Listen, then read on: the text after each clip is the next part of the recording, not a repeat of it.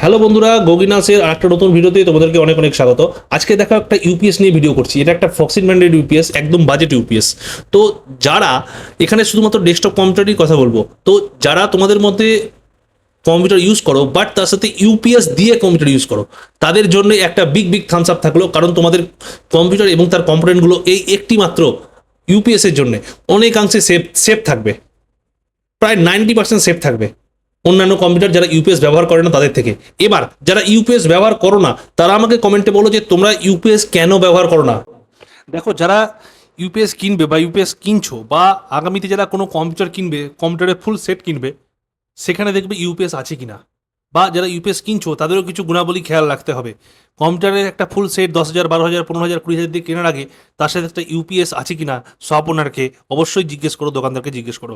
আর যদি না থাকে তাকে একটা অ্যাড করতে বলো। কম্পিউটারের প্রাইস কম রাখার জন্য ইউপিএসের দামটা জেনারেলি 70% দোকানদারই ধরে না, ঠিকই করে যাদের কম্পিউটারের বাজেটটা কাস্টমারের কম রাখা যায়। বাট এখানে কাস্টমারকে সচেতন হতে হবে, দাদা একটা ইউপিএস এখানে অ্যাড করে দেন, মিনিমাম বাজেটের একটা অ্যাড করে দেন, যাতে আমাদের কম্পিউটার সেফ থাকে। এবার তোমাদেরকে বলি, একটা ইউপিএসে এভিআর মোড যেন থাকে, এভিআর মোড যেন মেনশন থাকে যে কত এভিআর থেকে কাজ করা শুরু করি। এভিআর সব ইউপিএসই থাকে। যেমন এই ইউপিএসটার বিশেষ গুণ হলো এটা 140 থেকে 300 অব্দি রেগুলেট করে। কি করে সেটা তোমাদেরকে বলছি। যারা আমার ভিডিও রেগুলার দেখো বাট চ্যানেলটা সাবস্ক্রাইব করো না, সাবস্ক্রাইব কিন্তু আজকে অবশ্যই করে যাও। দেখো, তোমরা সবাই লাখ টাকা অব্দি কম্পিউটার, 2 লাখ টাকা, 3 লাখ টাকার কম্পিউটার বানাচ্ছ, ডেস্কটপ বানাচ্ছ, বাট সেটাকে গার্ড কে দিবে? হঠাৎ ভোল্টেজ চলে এলো 400, 440, আসে না, খুব কম আসে, হয়তো 10 বছরে একদিন এলো, কথার কথা বলছি। সেই দিনটা তোমার খারাপ চলে এলো কপালে, তখন তুমি কি করবে? তোমার এসএমপিএস থেকে শুরু করে motherboard, RAM, hard disk, processor, SSD সব নষ্ট হয়ে যাবে, সব পুড়ে যাবে। বা কোনো 3-4টে কম্পোনেন্ট পড়ে গেলো, বা একটা দুটো কম্পোনেন্ট পড়ে গেলো, সবচেয়ে দামি জিনিস তোমার প্রসেসর, মাদারবোর্ড খারাপ হয়ে গেলো, ওতেই লাখ টাকা। একটা গ্রাফিক্স কার্ড পুড়ে গেলো, বার্ন আউটের উপর কোনো ওয়ারেন্টি হয় না। যদি এখানে ইউপিএস লাগানো থাকে, সেই যে ধাক্কাটা সেটা ইউপিএসটা নিজে নেবে এবং তোমার কম্পিউটারকে সেফ রাখবে।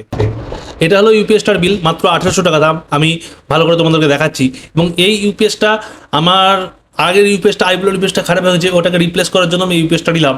দেখো, অন অ্যান অ্যাভারেজ এই বাজেটে ল্যাব কেয়ার, ফ্রন্টেক, জেবনিক্স, ফক্সিন সমস্ত ইউপিএসই সেম দেখতে। ভেতরে বোর্ডও সেম, একটা ছোটো ট্রান্সফর্মার থাকে, 6 ইঞ্চির একটা বোর্ড থাকে, আর একটা ট্রান্সফর্মার থাকে, ব্যাস, আর কিচ্ছু থাকে না, একটা ব্যাটারি থাকে।